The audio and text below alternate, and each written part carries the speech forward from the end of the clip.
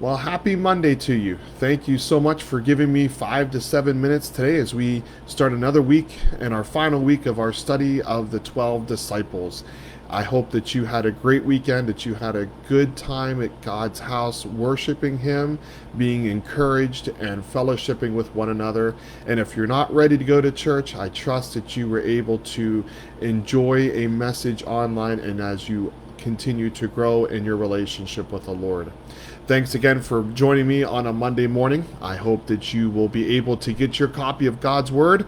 We're going to be in John chapter 20. We're going to talk about the best disciple this morning, and I'll give you one guess of who we're going to talk about.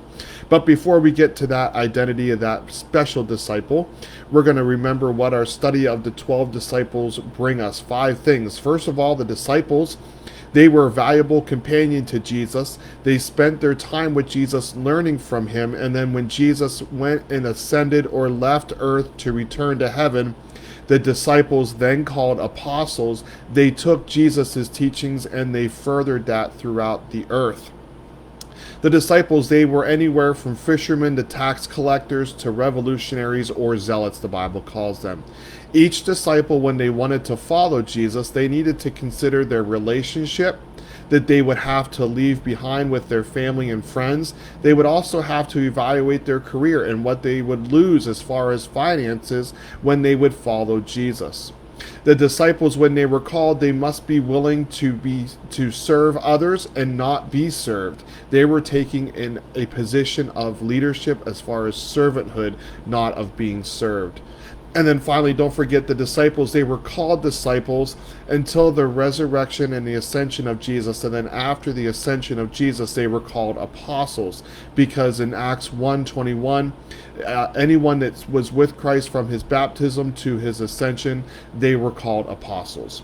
So we figured out who we're going to talk about this morning. We're going to talk about the greatest disciple there was. The name is Thomas. We're going to talk about the Thomas. Great guy. Great guy.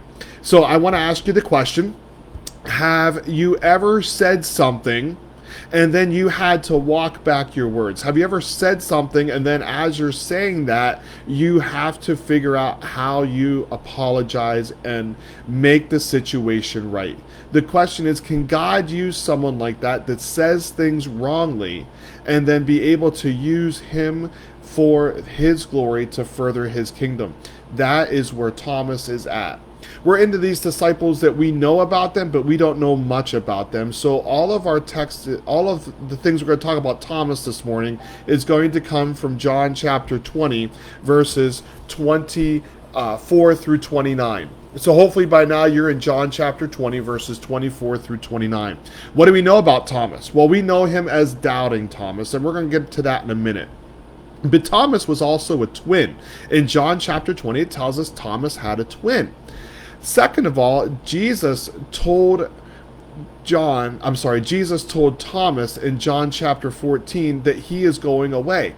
And Thomas turns and says to Jesus, "Hey, I don't understand what you're saying. How can you do that?" And so Thomas had the boldness to be able to say to Jesus, "I don't understand what you're saying." And that's in John 14, verses 1 through 6, a great passage that you can read again after we're done. Secondly, or thirdly, Thomas was one that confessed Jesus as Lord and God. And then in John 21, Thomas, he witnessed a miraculous catch. Now, what does church tradition teach us about Thomas? Well, we believe that Thomas, he traveled to India and he founded the church movement in India. We also believe that Thomas was killed by a spear for his faith and that he is buried somewhere in India. And then church tradition also teaches us that they think that Thomas was a carpenter. But who was Thomas? What was his personality? Well, Thomas was a curious person. He was very inquisitive.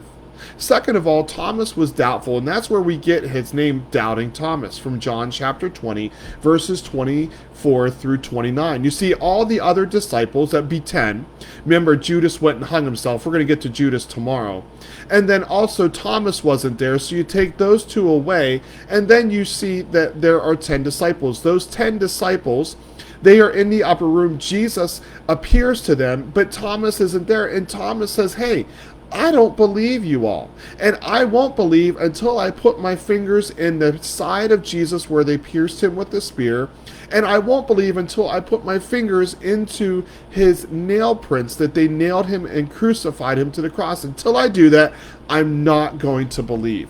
And that's where we get doubting Thomas. But to his defense, I'm going to come to him and say all the other disciples were the same way. But only Thomas was willing to voice the doubt. Only Thomas was willing to voice the concern. Also, Thomas was courageous. In John chapter 11, Jesus is going to Bethany to heal Lazarus. And Thomas stands up and he says, hey, I'm willing to die with Jesus. Even if he's going to Bethany, I'm willing to die. So we see Thomas was a courageous person. Finally, Thomas's personality was he was faithful. Once he did see Jesus, once he was able to put his hands in Jesus' side and put his hands in Jesus' hands where they were crucified, Thomas dropped to his knees and he said, my Lord and my God, and his life was changed forever. His doubt was turned to faith, and he became a great apostle, and he took the gospel to India, and we believe he was martyred for his faith. He turned his doubt to faithfulness. What can we learn? What's the key lesson we can learn from doubting Thomas this morning? Well, Jesus can overcome your doubts. Jesus can overcome the doubts of people, and he can use those that are doubtful and turn their doubts to faith and use them to further the gospel of Jesus around the world. So the question I have for you on this Monday morning as we start out another week of devotions is, has your doubt turned to faith? Maybe you're watching this and you're full of doubt. Well, be like Thomas. Go find answers. Examine the evidence. Look at the scriptures. Talk to people. Find someone you can talk to and express your doubts. But don't get stuck in your doubts. Follow the example of Thomas and allow your doubts to turn to faith. So the question I have is, has your doubts turned to faith? If not, what is stopping you from following the questions to the answer? The answer is Jesus Christ. If I can help you in any way, I hope that you'll reach out. I hope you enjoy reading John chapter 20, verses 24 through 29, one of the greatest disciples there was, doubting Thomas. Have a great Monday. I'll see you Tuesday morning.